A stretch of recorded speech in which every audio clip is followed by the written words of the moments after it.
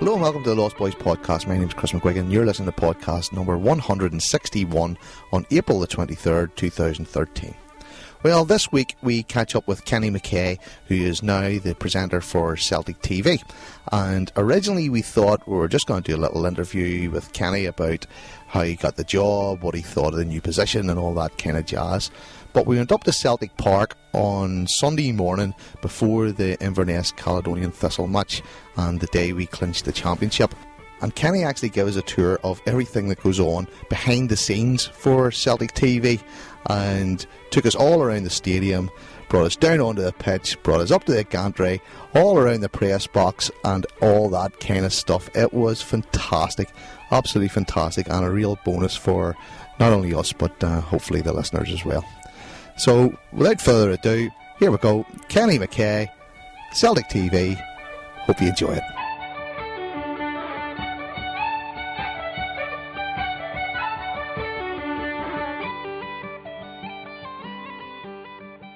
We thought we would be having this interview today in one of the toilets in the back stand, but I've been waltzed down and we're actually standing in the dugout the day that we're going to win the championship. It's not very often we get to sort of stand on the pitch on match day and have a wee chat. So what we're going to do today is Kenny's been very kind enough to do us a little tour of the Celtic TV studio and give us a wee insight into what actually goes on behind the scenes on match days for the TV show. Happy enough to do that? That sounds good to me, yeah, definitely. We're going to leave the dugouts here and we're going to walk up to the studio.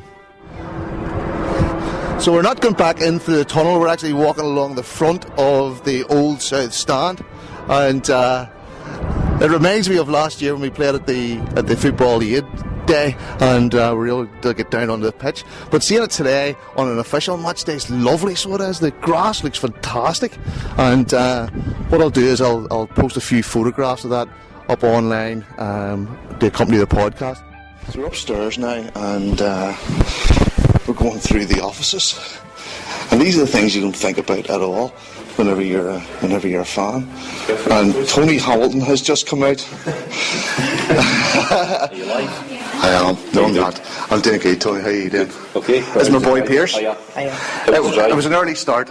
Was it? I ran from 4:30 this morning, so it was all right though. You know, there wasn't another car on the road, so that was a good thing. As long as we get a result, I'll walk you through a wee bit. I'm heading Okay. So it's now 10:10 in the morning, and the staff are starting to arrive. And this bit is actually the new part that we built. Okay. Because the part that we walked through previously, you hear it's a bit more echo in here. This is because this is the new part of the studio, the new studio. The part we walked through with the offices, that's where the old studio was, and then we moved upstairs. So it's just a wee bit kind of moving about. But the good thing up here is that this is where the multimedia department are on their own. So it means we can, jump and shout about as much as we want with it. Well, hopefully we'll have lots to jump about and shout about today. Siobhan. That's Siobhan everyone. Guys, hi Siobhan. Here's the Lost Boys podcast. How are you doing? Siobhan's the one that's got the awesome responsibility of getting the emails. Is she the one that you sometimes see her hand sort of going up onto the desk? This is Peter as well. Hi Peter, how you doing? He's the guy that doesn't smile. Oh dear, until today. Because my team got chucked out of the league last year. Yeah, Peter's a Rangers. Oh dear. You always need one for ridicule, right? Talking of the office. Feel free to, and this is the studio. Oh, fantastic. There you go. Yeah, I've seen it's actually still very much a work in progress. This was the desk, which came up from the old studio, of course. But the great thing about this little room here, I know it might be small in size, but it gives you an awful lot of options, which is great when it comes to filming, because very simple things. You've got two separate signs here, bit of backlighting on it as well, makes a nice kind of effect. There you go, all fancy. The whole board is lit up green now. In this corner here, we've obviously got the screens as well. We use that when I'm actually presenting the show. I'll be watching that screen, which is very big-headed of me because I get to watch myself back. But it's part of the job. You'll see a couple of lighting rigs as well. Excuse me, which is very, very cool because we get to obviously change the light for different things that we need to do. Black screen up here as well. This is an example where we do an awful lot of the career interviews. I'm sure you've seen. Yes. Former Celtics in talk about their career. They're obviously pretty lengthy, but obviously really good as well. So from here you've got a couple of cameras. Change it round for an angle. You can get the career interviews here. You can get as you say, the studio set up here as well for the match day show. And hopefully, we're going for the future here is in the corner. We're hopefully going to have another standing area where we'll be able to do, you know, match day analysis, things like that. But the idea is it's because it's such a small room, you get plenty of options, which is obviously the best thing for it, you know. We're just saying, if you look at the different light setup, and we've got 3 main lights here, the 2 back lights are green. It can look a bit strange when you're looking at the naked eye, but if you look through the camera, see, it kind of sets a nice kind of tone. So when you're actually sitting in, if your dad wants to grab a seat, as the stand-in presenter for today, if you just see through the camera, you can see it actually looks quite nice, you know. So there you go, simple as that. I can do the Gregor Kyle. Will it do the Gregor Kyle? You can do the Gregor Kyle. Well, I never said that. I'll leave that one on you. So guys, I'm just taking you through the full walk that I have to do when I hand over to Paul. This is the point I'm usually out of breath, but I'll still have a wee bit to go. So plenty of doors and plenty of stairs that I have to get from the Celtic TV studio out to the press box where I do the commentary. And I'm sure you'll notice as well the different changes in temperatures. You're usually running through here with a big... I think we've passed this almost 4 times. I think you're sweating here. We're doing laps. This bit's absolutely roasting, this bit's freezing, so when you're wearing a big coat, that's also why you turn up sweating.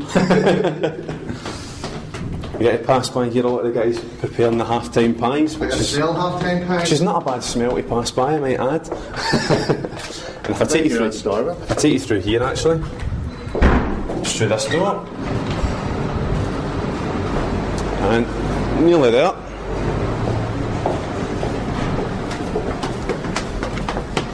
Right, back into the stadium now. And we just got these 5 wee steps, and that's us in the commentary booth where a few guys are already setting up, and this is where we are. So if this is where from where I watched the game. And so you can see it's a fair distance, isn't it? It's far enough, I have to tell you, I have to agree with you. So you guys are just in with all the other members of the press? Yes, we are. We are. So you'll find, I mean, you can see right now a couple of guys are already setting up, get the live mixers over there as well. But yeah, we're just here. I'll come in, Paul Cuddy will be sitting here, Laura Brannan, Mark Henderson will be here as well, and I'll just basically squeeze in. This is quite a tight fit, as you might see, and we'll do the commentary from here. But yeah, it's as simple as that, to be honest. And you can get in that's the rain starting, brilliant. But it's actually it's a great shot of the. Fabulous, isn't it? Yeah, it's absolutely brilliant. Great shot of the park. It really is.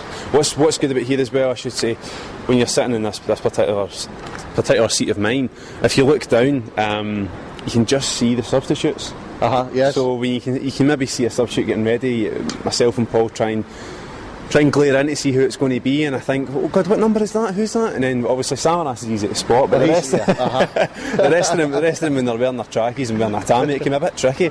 But yeah, that's when we can see, obviously, and we can see the manager as well when he does get quite animated. So it's a great position, of course, to do your commentary from.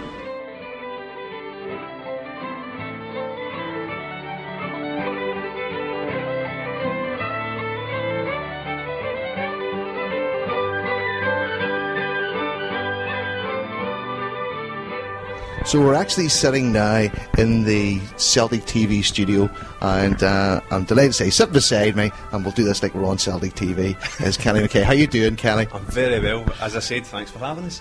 This is part 2.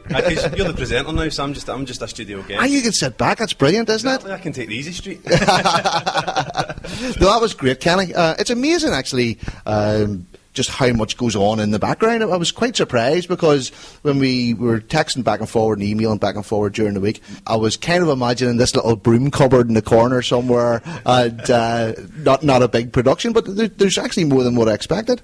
Well, I think that's one of the kind of misconceptions. People just kind of think, it's maybe quite a smaller operation, but there's a lot of people that work very hard on it, of course.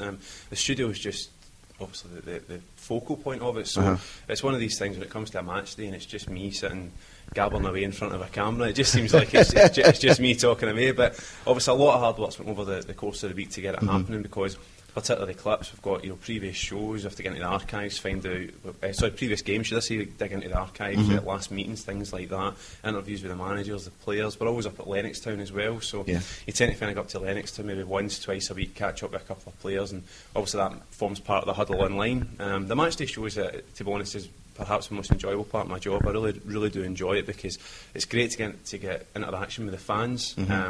Particularly fans. What I really enjoy about it, actually, I know it may sound a bit cheesy, but it's usually fans that live abroad, of course, but their passion for Celtic's just, it hasn't wavered at all, and they're always very, very keen to get in touch. They've always got great opinions, usually controversial, which I have to kind of tone down sometimes on a match day show, but they do get in touch, and it's great, you know, because it's great to interact with fans, because, you know, as a Celtic fan myself, that's what we would enjoy doing. You touch on that, so you're a Celtic fan yourself. Yes. What made you apply for this job, and how did you get the job? That's quite a strange story, actually. I went to Glasgow Caledonian University and did a Masters in Multimedia Journalism, which is everything from, you know, doing shorthand, the old school, you know, secretary shorthand as it's known as, to filming, video editing, presenting, you name it. It was a really, really good course, kind of set me up for all these things. But being the type of person that I am, the first thing I did when I walked into the course is find out how many Celtic fans there is, find out who I can have a coffee with at lunchtime. So during the course of it, of course, there's a few guys I got in touch with, but made good friends with a girl called Amy Houston, who was a massive Celtic fan, and she eventually ended up working away in Edinburgh, but I hadn't seen her for a good few years now. But then after I left university, I was working for STV for 2 years as a reporter with STV. And you get to the point where you think maybe I've had enough out of one job. There's no disrespect at all to STV, I just thought maybe it's time for a change. I was maybe looking about for different jobs, and then out of a blue, Amy got in touch and just said, you need to apply for this, and sent me a link, and I was thinking, God, that's really strange. Why she sent me a link for a job? And I clicked it, and it came through at the Celtic website, and I thought, what is that? I thought it was a wind-up, and then I scrolled down, I looked at the job, and I thought, I could do that. I mean, I looked at the job spec, I thought I could do that, and then it was a kind of pinch yourself moment. You think, oh God, this is never going to happen. So I resigned myself to thinking this will never happen. You're never going to work for Celtic. Sent a CV in, which was quite funny because at the time I sent my CV in. Long time. Tony Hamilton, who, as you've probably met before, he's known for being a bit of a wind-up merchant. I still think he's trying to wind me up by he took so long to get back to me. So eventually I came in for an interview. I was good enough to meet Tam McKinlay, who's my current boss. He's a producer here, and Paul Cuddihy, the Celtic View editor, who interviewed me. And then they made me wait for another 3 weeks till they get back to me. But in between time, Celtic did defeat Barcelona. So, okay. You know, Yes. fair enough an excuse, I think. And then they got back in touch with me and basically offered me the job. And it was just one of those moments I was like, God, this is surreal, you know. And then I done my usual, phoned my dad, phoned my mum. My dad's like, you're joking me. I says, no, honestly, they've phoned me back and I've got the job. And he's like, God almighty. And I think within 5 minutes he'd told nearly my whole family. So big Celtic supporting family. So it was great. It was great. And obviously I started here, and that's me been just over 4 months now. So how nervous were you the first show you done? I wasn't nervous at all. Really? I was absolutely terrified. Thanks for that. Absolutely terrified. Just so surreal, because I think the kind of strange thing is any sort of presenting I've done in front of camera before, or voicing or filming or anything. This may sound a bit strange, but it was for people who I didn't know. But now you're actually presenting to people who, I mean, you may not have met them, but you have something really strong in common with them. They're Celtic fans, you're Celtic fans, you know. And then you think, God, what if the shoe was another foot? And I was watching a guy presenting, I'd be like, oh, this guy's an idiot, what's going on here? So you've got all this going through your head. One thing's for sure, Kenny, somebody will always call you an idiot. You know that, of course. Of course. I mean, if everybody likes you, I think they're doing something wrong. That's the general opinion I take. But yeah, the first show I was absolutely terrified. But it's more just the case now a match day show, I look forward to it. You know, I really look forward to it. It's a lot of fun. There's lots of opinions. People get in touch. There's always some great banter with the fans. But from going from the first show to now, it's night and day. Mm-hmm. Do you find that you miss some of the match day experience by being involved in the club and working for the club, and then coming to actually do the show on Saturday afternoon? It's interesting you say that. I think it's a different experience working for the club. The example would be, for example, say today's game. It's an early kick-off, so perhaps if you're out for your friends, a couple of beers on a Saturday night, you think, right, well, I'll make sure, you know, we'll meet at a bar, we'll go to somebody's house, we'll go and watch the game, or if we're not going to the game, of course, we'll do that. But the example I have now is that I've got an early night, so I need to go to bed nice and early, you know, because I'm working tomorrow, and it's but your friends still text you, we're all going getting something to eat and watching the Celtic game, or we're going to get the bus in. Do you want to come with us? And I'm like, no, I'm working. Yeah. I'm working at the game. So, but I think I don't miss a match day experience, but it's a different match day experience. I'd say it's 50-50 in terms of enjoyment. It's just a different type of experience. Obviously, I'm commentating now as well, so that's interesting, because you want to kind of check yourself sometimes what you're about to shout out, because you remember there's people listening to me. And this is live. And maybe I shouldn't swear. Have you found that a challenge, though, actually doing commentating? Because you know, you obviously you watch TV and you have commentators on, and lots of times you're going, what is that guy even talking about? You know, you've got usually somebody that's telling you who's passing the ball to who, and then somebody else in the studio that's telling you why he's passing it to him, kind of thing. But was that difficult for you? I mean, you obviously never played football professionally, and again, it's very interesting, because the good thing for me is that Paul Cuddihy's a very good commentator, so he's very good to, like, he'll bring you in certain points, and it's really just, you know, analysing parts of play and things like that. The more kind of the strangest part of commentary for me is, say for example, it's a very slow build up to a game, and you can tell Celtic are maybe just spraying the pass around, waiting for an opening. But this could go on for quite a while. So you're trying to say something, you know, oh, that's quite a good pass, that's quite interesting, but you just kind of have to be honest, because I think the problem is that if you don't try and be honest, I think fans kind of lose a wee bit more respect for you, because they're going, what game are you watching? But you just have to say, Celtic are just spraying the ball around here, waiting for an opening. There's no much point trying to say, oh, this is the best pass that Chris Commons has ever hit. You know, it's just, you have to be honest. But I think as long as you remember that, it's not difficult. It's not really too difficult. Do you think you watch the match differently? Oh, definitely. You pay more attention, right? Of course, yeah. Of course. A couple of games we've watched, I believe it was the Hibernian game. Joe Leslie had a very, very, I would say a subdued performance, but everything he'd done was great. Just he got the ball, you know, when he got the ball, he moved it forward. He didn't get caught in possession. Everything was very, very fluid about his game. But this was also a game where Chris Commons was scoring for fun, and you know, so you're watching the game and you think, you know, Ledley's having a great game. So you're actually being very analytical of all the different performances, which perhaps, as you say, if you went just as a match day, you'd maybe just switch off and really just enjoy the game. So it does definitely change the way you watch a game. So you actually do the TV show at half time as well. It's from the studio, and then you know, you have to run upstairs up to the gantry. Is that kind of the plan? That's right. Yes. I've heard you getting the mick taken out of you a few times about puffing hard when you were getting to the top of the gantry. It's getting out of hand, to be honest. You know, I mean, I think they're confusing me with Usain Bolt. Well, what we tend to do is, as you can see the monitors here, Paul will be out in the commentary area from about 15 minutes, 20 minutes to kick off. Then about maybe 10 to, I'll have a word with them, so he gives us an idea of the atmosphere as a nice kind of build up outside there. Then about 5 to, I'll hand over to him.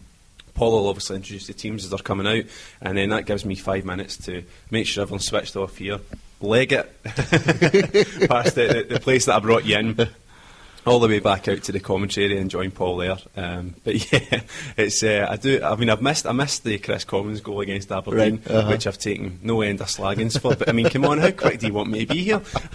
Yeah, if you're on that quick, you should be on the team. Exactly. So since you've moved into the role, Kenny, have you found that everybody that you talk to now thinks you know absolutely everything about Celtic? Oh, definitely, yeah, definitely. And there's times you stop and go, oh, I can't remember who was the second scorer, and a very, you know, I don't want to say not interesting, but a game in some league game in some 1954, you go, I can't remember who the second scorer was that day. What kind of Celtic supporter are you? I know, they go, oh God, I'm sorry, I'll need to check that. But yeah, I do get that quite a lot actually. And it's always good for your friends to step up and slag you when they say that, when they ask a question, or a classic trivia question, and you go, I don't know who that is, and they go, God, you work for Celtic, that's terrible. And I'm like, I don't know everything, I'm not the Oracle, I'm trying my best here. So tell us a wee bit about your typical match day routine. Match day, would you prefer home or away? Because it's very different. I'll have both then, please, if you don't mind. Well, the difference is that home, of course, you maybe get a sense as you've walked through here.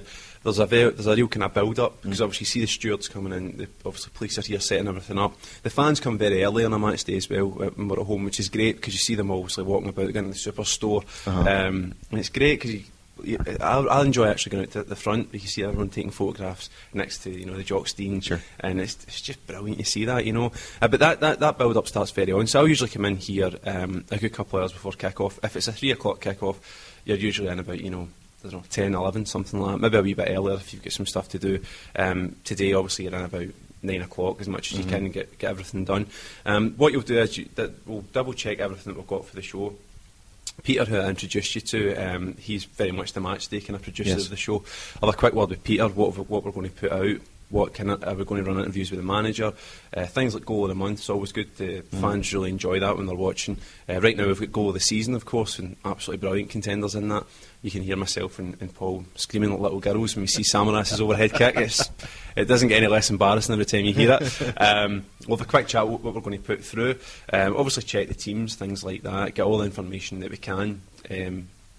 Obviously on the opponents, because we'll be commentating, so we need to make sure we've got all the information that we can. Then we usually come in here and it's what's on either Mark Henderson or Laura Brannan from the Celtic Field join me in the studio for a home game as well, which is always good to sit and have a conversation. It's nice and informal. We'll kind of work out what we're going to have a wee conversation about, and then to be honest, that's about it. Just to make sure, because the good thing, most the work has been done during the week. We've dug out previous games against this weekend's opponents. We've got go of the season, go of the match all set up. It's sitting there ready to go. We just have to basically inform the right people when to play it. Well, that's the conversation we usually have with Peter when it's going to play. And that's about it, really. So it's as simple as that. Away day's a little bit different because obviously I'm still in the studio, right? But everyone else is away to whatever it is we're playing. The last example would be when we're at Hampden, of course, so against Dundee United. So I'll come in here a couple of hours before kick-off. Same basic routine, but it's usually just myself, lonely Kenny sitting in the studio with Peter outside talking to me, and Siobhan comes in, hands in a few emails, of course. But yeah, and then we'll have a two-way. You see the screens in here with usually Jerry McDade or Paul Cuddy, who's commentating at that game. I should say another thing I like to do as well on both match days, very early on, usually when I get up in the morning actually, I'll put out a couple of tweets, put a couple of things on the Celtic TV wall, try and get as much interest for the show as I can, get in touch with predictions. And the great thing about that is once you tweet out the team lineup, people will say, I'm not so sure about him playing, and it's great because that's the sort of banter you want to have with fans. Do you find that through some of the social medias like Twitter, that the role that you walked into was maybe a little bit bigger than what you first expected? See, I think the good thing about social... Because you're now a celebrity among this huge army of Celtic fans. Now, steady. Flattery will get you everywhere. I wouldn't go that far. But no, I think that the good thing about social media is great, but I think the thing people need to remember is you only really get out of it what you put into it. So if you're tweeting all the time asking fans what they think, it's actually, I really enjoy it. It's not, at no point I've ever thought to myself, oh God, I've got to get up in the morning and tweet, I've got to tweet this, or I've got to do this, I've got to do that. It's actually more like, God, I wonder what everyone thinks about this. This is great. That in no way has it been... I understand what you're saying in terms of that I'm a presenter, so we've got all this social media stuff that's lumped on top of it, but for me, I really enjoy it, so I don't even view it like that. I actually enjoy interacting with fans, so it's not been a surprise to me at all, actually. Because Celtic have sort of embraced this social media well over the last couple of years, I would imagine, and you can tell me the answer to this, whenever you would tweet something out like that, do you not get an avalanche of replies to the point where you can't reply to everybody? Of course, that happens all the time, but what I try and do is I think everyone's quite understanding that if people tweet me and they say certain things, I'll certainly do my best to get back to them. A good example on the show, I'll do the predictions. What do you think? So if people, I don't know, 5 or 6 people say, 3-0 to Celtic, I'll just maybe group them together to give them a shout out and say, good shout, or I'll maybe do a retweet as a good example. If I don't have time to come back to them and say, I like what you said, I'll just give a quick retweet. But I do try my best, because the way I look at it, it's just, it's kind of manners, isn't it? Sure. If someone takes the time to tweet you, There's a bit of etiquette there, isn't there? Yeah, exactly. I mean, I think that social media etiquette's a big thing, because if people do tweet you, you're trying to get back to them as quick as you can. You know, I mean, I'm not going to say I'm the world's best at it, because there is sometimes when people have tweeted me and I've thought, God, I forgot to get back to them, but I'll certainly do my best to get back to them. Or if anybody asks me a question, I'll certainly do my best to answer it. So you touched on it earlier on about your role during the week and as part of Huddle TV. You be at Lennoxtown, you interview the players. How was that as a fan coming in to work for the club and working with the players and the manager, etc., on a very close basis? The first time I went up to Lennoxtown, I was introduced. It was Jerry McDade, who will be commentating today. He took me up, introduced me to everyone, which was very good, because everyone went, "This is Kenny." After a wee while, everyone just started calling me Big Gregor. But you know what? I'm certainly doing my best to what. That was the interesting thing. When I first got introduced to everyone, I said, "Oh, this is Kenny," and they go, "Oh, nice to meet you." He took Gregor's job, and I mean, I'm talking. Everyone went, "God, you're a lot taller than Gregor," and I kind of felt like saying it's not a competition, but thanks anyway. But yeah, as a fan, you go up to Lennoxtown and you go in, and there is. The first time up, Jerry introduced me to everyone, but there is that kind of sense of wow. There is a great wow factor about Lennoxtown, because on a nice sunny day, it's just beautiful, because the training grounds are always looking nice. It's very, very picturesque, I feel. But the first time I went up, of course, I went up with Jerry, introduced me to everybody. That day, Jerry was interviewing the manager. I'd already been set up, of course, but I was just basically sitting in, as you would expect. But after that, it's really just been myself. But the strangest thing I've found, though, is because I know I've only got a limited opportunity, because we go up before training, so the players have to get out, you know, whether it be 10:30, 11, they need to get out to training. That is, of course, the priority. So if you're trying to get a player, you give them advance notice and say, we'll get you before training. So there is a bit of pressure to make sure you get what you need before training. So I think when you go up to Lennoxtown, particularly also with the manager, he's a busy guy, of course, that kicks in. That kind of work, you need to get this done. That's the most important thing. There's not any time to walk about and go, my God, there's that's this and that. But you have to really kick in, get what you need from the players, get what you want from the manager, get the questions asked, then get that sent back to the editors, who'll obviously work on it for today's show. But sometimes there is the odd occasion where you stop and go, wow, this is amazing. I will say that the best one I've had since I started was I was introduced to everybody, and an absolute hero of my dad's and all his friends and my uncles, and of course myself. I was sitting just basically sending an email, and the man himself, Mr. Danny McGrain, came up to me and tapped me on the shoulder and went, I didn't catch your name, son. I'm Danny.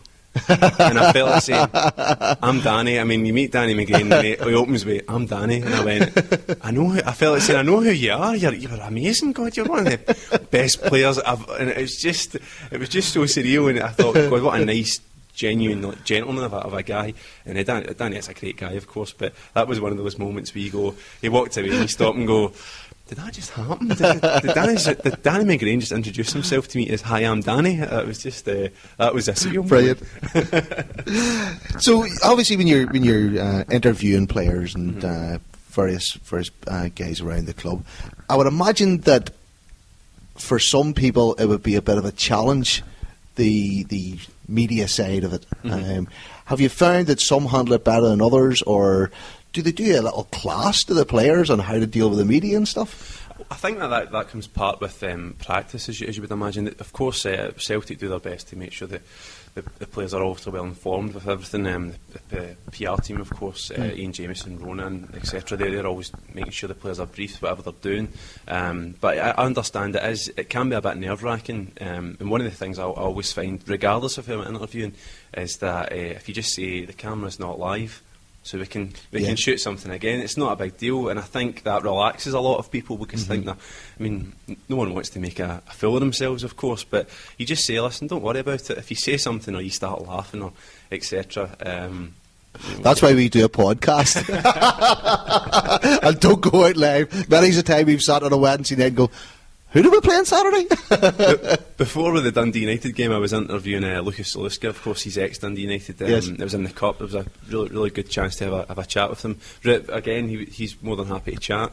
So you're sitting talking away, saying, again, it's not live, don't worry about it, have a wee chat. And luckily it wasn't live, because Fraser Forster ran in and switched the lights on and off 4 or 5 times, started shouting throughout the interview, and so you think to yourself, it's lucky it's not live. But no, I do know what you mean, because I do have a kind of, I don't expect a lot from anyone that you're interviewing, because it's not easy. It isn't easy to always be kind of switched on with certain things.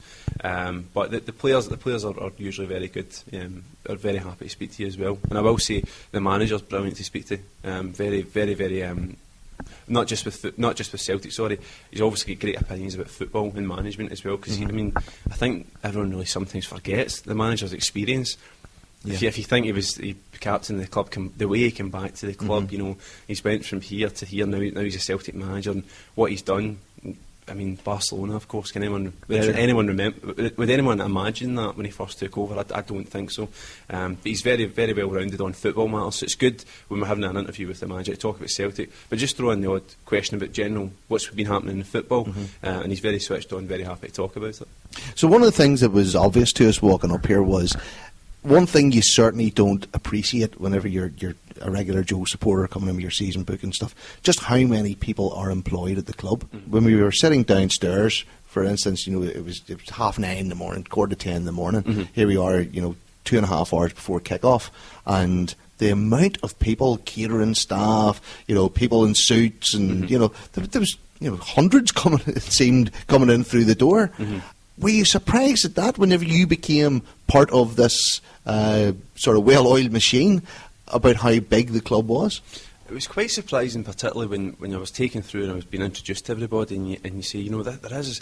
It's not as if people are in here just, you know, well, that's X, Y, Z. They do this, they do this, they do this. Everyone's actually working very hard, because there is, as you say, on the match days particularly, there's so much work to get done. But also, because Celtic, obviously, the Celtic website, you've got the Celtic Twitter, Facebook pages. That's some of the stuff that this particular department take care of. But there's so many different strings to it. Celtic Charity as well is another example of a lot of people working very, very hard in there as well. So to get it, I did have an idea of the scale, but just like as you said, once you walk through it, when I first came in, I thought, God, you know, this is a very, very big business, which sounds like a very obvious thing to say. Yeah. It was also surprising the amount of activity going on inside the stadium. Again, when you're a supporter, you turn up, and although you appreciate, you know, the number of stewards and stuff, you see them going, you know, out onto the track near the end of the match and stuff like that. But to see, you know, the police in one corner, stewards in another corner, you know, when we were just inside the front door, there was a catering guy who was over talking about the menus, and you know, it actually brought it home a little bit. It's not something that you sit and consciously think of when you're watching a football match. But then when you pull up into the car park at 9:30 in the morning, the car park's packed already, you think, hold on, so there's something goes on here. Well, definitely. I mean, I think that's a good example, though, as you say, when you're a fan, you come along, you enjoy the football, and that's the main thing. But I think maybe it's a compliment in itself that you don't really think on. No, I don't want to say notice, but you know where I'm coming from. You don't see all the hard work that's done, because that's the whole point. Because everyone's working hard to make sure that the football is the focus. So I think that's maybe an indication of how well everyone's doing, of course, and doing their job to make sure that everything's working on time, that the football is the showpiece. So now you're in the role, right? And everybody's sort of getting used to Kenny now, right? But we had Gregor for a long time, and now we've got Kenny. What's Kenny going to do differently? Where are you going to bring Celtic TV, Kenny? Oof, it's a big. That's an awkward one, isn't it? No, I think it's back to my interview here. Tony asked me to ask you that question. Well, one thing I will say is I was very impressed with the way Gregor had a relationship with the fans. I'm certainly doing my best to continue that, and obviously my own way of doing that. No problem. That's just Peter doing his usual, interrupting me. That gives. Have you a real job to do today? That gives Peter an indication of what Peter does. He sometimes just sticks his head in the studio when you're trying to talk, whether it be live TV or on a podcast. Because that wouldn't be distracting at all. No, not at all. Not at all. Not at all. I mean, you're just lucky he wasn't you know, making a gesture at me. But we'll move on. But yeah, as I've seen, Gregor did you know, the fans the focus, the focal point for him, which was great, which is exactly what you want to be doing. In terms of that, I wanted to continue that, but obviously me and Gregor are different people, of course. I want to continue that relationship with the fans, but what I would really hope to do, I mean, I'm only in the job 4 months, as it keeps going forward, I'd want to try and bring the players hopefully closer to the fans. A good example is I'm going to try and hopefully, when it comes to going up to Lennoxtown, questions for the players, get in touch with me, and if you want to get in touch with me, let me be basically the mouthpiece to the players for you. I think that's a good route to go down. In terms of presenting style as well, I don't even think I have a presenting style. People have asked me about it before, but I don't. It's one of these kind of strange moments, particularly for a live match day show, and you kind of once you sign off the show, you go, I can't really remember anything that happened there. It was just a total blur. It was. I certainly enjoyed it, but I don't really remember anything that happened there. But and I wouldn't like to put out there a comparison between me and Gregor's presenting style, because I'm sure everyone's got favourites.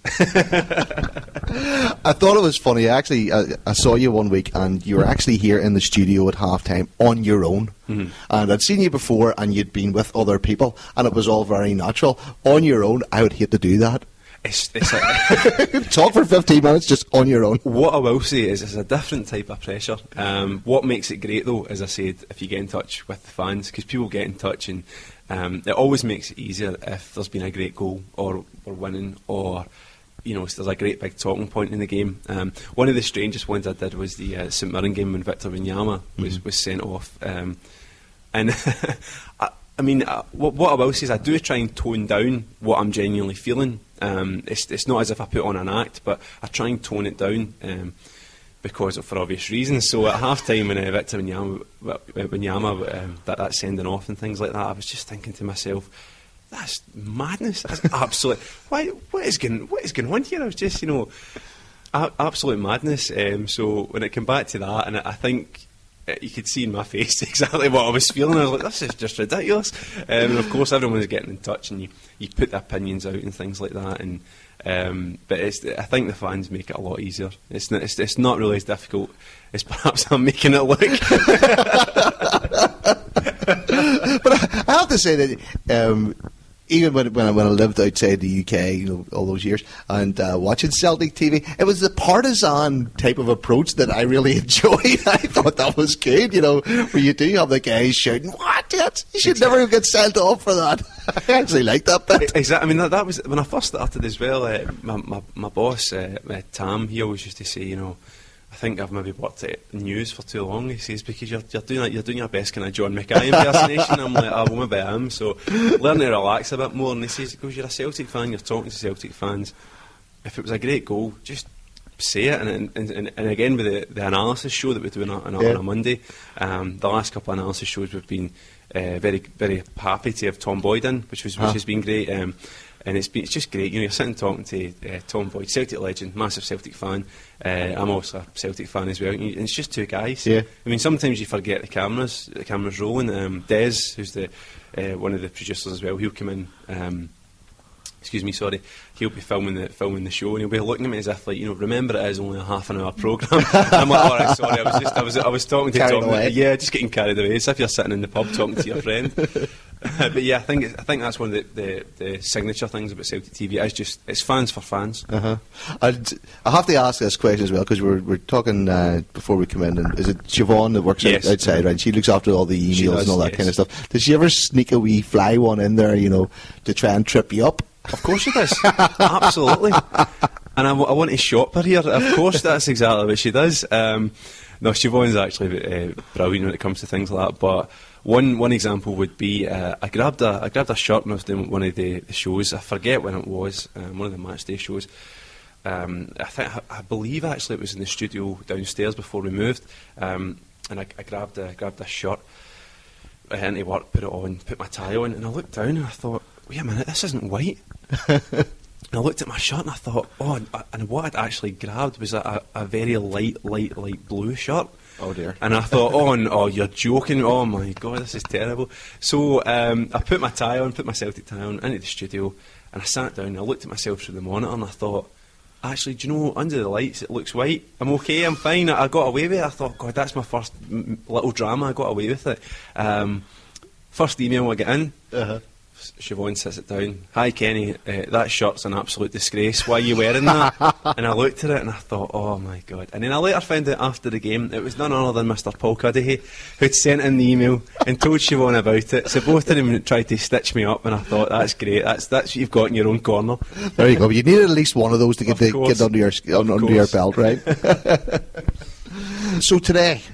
Yeah. So obviously we've got the opportunity today to wrap up the championship. Of course. Is there anything special planned for the television show over the next week or so to reflect what's going on in the league championship? Well, I'm obviously looking forward to the Touchwood. That everything goes well today.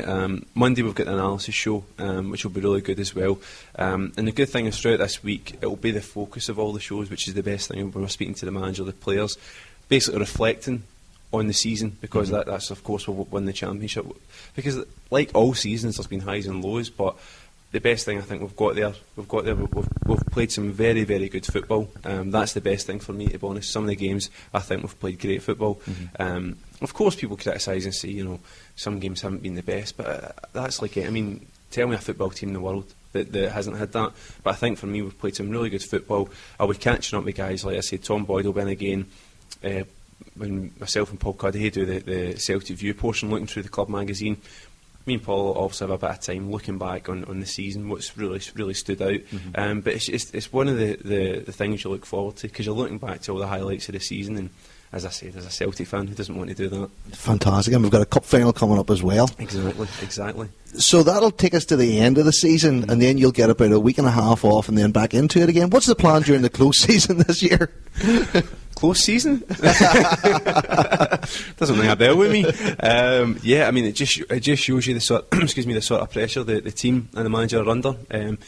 Barely leaving a close season, we're right back into Euro qualifiers. So at this stage right now, in terms of the multimedia department, Celtic TV, our focus is to make sure we've got everything set in place for today, of course, getting the domestic double. And as we're looking ahead, of course, to the Euro qualifiers, what you will see is that the transfer market open again. There's a lot of things will be coming and going, and the club, as you might imagine, just as every close season. So looking forward, it's an exciting time, but a lot of it depends on who we get, what draws, dates, things like that. So a little bit of the unknown, which I'm sure not. How would I phrase this? A little bit of the unknown can be sometimes frustrating, shall we say. So. And that means maybe a couple of European trips next year for yourself too? Well, I mean, it's interesting you should say that, but usually it's me back in the studio here. So it's no luck. I know, no. I mean, the last time we had the friendlies in Marbella, I thought, a week in the sun, that wouldn't be too bad for me. But no, I'm still in the studio, speaking out as a link out to Mark Henderson, who got out, and I think Mark got burnt, so that's karma. That's not so bad. So Kenny, this has been fantastic today. Really appreciate sort of coming in here and seeing behind the curtain. I'm glad you enjoyed it. We've been watching this for such a long time. Yeah. And I'll not ask you all the technical questions and ask you why we can't have Celtic TV in the UK and in Ireland and places like that, because we all know the answers to all those now. So you kind of got the easy interview today. Oh, I don't know. I think everyone else is kind of taking the bullet for me. But it was absolutely super, and this has been really fascinating.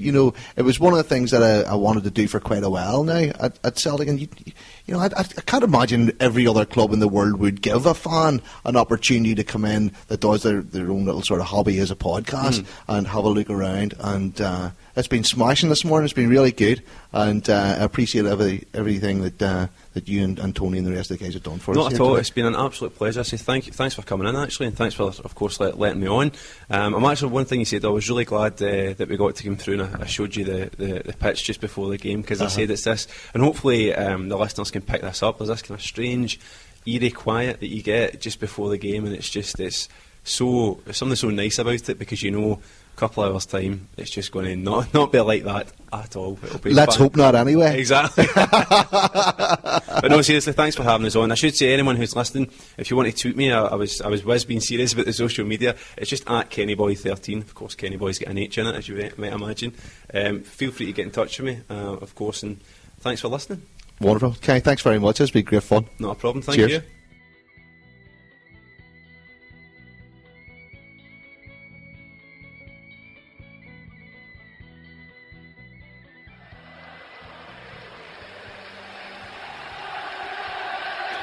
thank you. I can just interrupt you for 1 second. You know, I'm all for letting the people sing, and I hope you sing really loud and proud tonight. It's another memorable day in the history of, you know, what I believe is the greatest club in the world.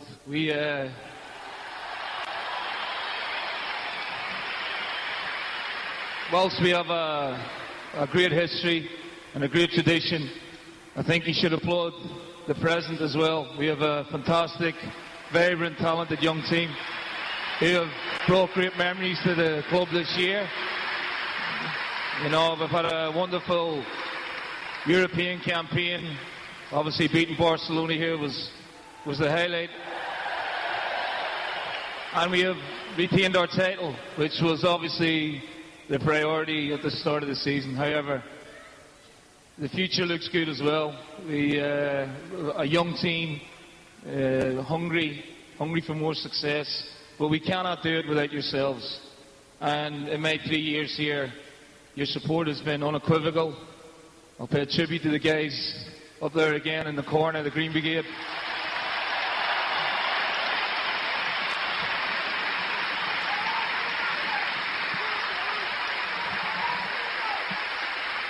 You brought so much colour, you brought so much fun, you brought so much pride, but I want to give everyone here in the stadium credit for the magnificent support you give me and these young group of players. I hope it continues for a long time.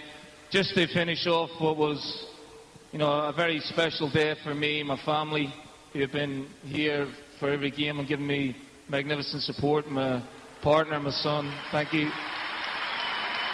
I would also like to thank the board, who, again, have been magnificent in their support for myself, my backroom team. And I think it was pretty significant today that you know, I don't want to single anybody out, but the 3 goal scorers today, Gary, Joe, Georgie, in my time here have made huge contributions to what we've achieved here. But it was a brilliant performance. It was a brilliant way to finish the season. I.e. in the league anyway. We have a cup final to look forward to. I hope to all see you there, and I hope to all see you over the next 4 games. But for me, you may be happy, but I'm the happiest man in the country tonight, and thank you very much.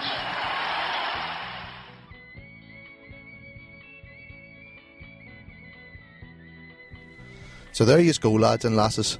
That was absolutely brilliant again this week. Something different once more. I just love doing those podcasts. They're really, really good fun. And Kenny was a great guy. Couldn't he ask for better? He was so accommodating, and he really went above and beyond all our expectations. It was absolutely super. So, we will have another podcast this week. We should be out on Friday night or maybe even Saturday afternoon. And I'm going to catch up with Jamie and Jerry and talk about winning the championship and the day we all had and enjoyed. So remember, if you want to contact us, you can email us on lostboys@gmail.com if you've got any stories or any suggestions for anyone you'd like to hear on the podcast. You can send it to that address. You can follow us on Twitter at The Lost Boys, or you can follow me on Twitter at Chris Lostboy. No doubt there'll be plenty more podcasts in Heel Media this week, talking about the match on Sunday and no doubt all the celebrations that followed. So there you go. Hope you enjoyed it. My name's Chris McGuigan. You're listening to The Lost Boys podcast. Playing us out as usual, Charlie and the Boys and the Song of the Lonesome Boatman. Talk to you all at the weekend. Cheers.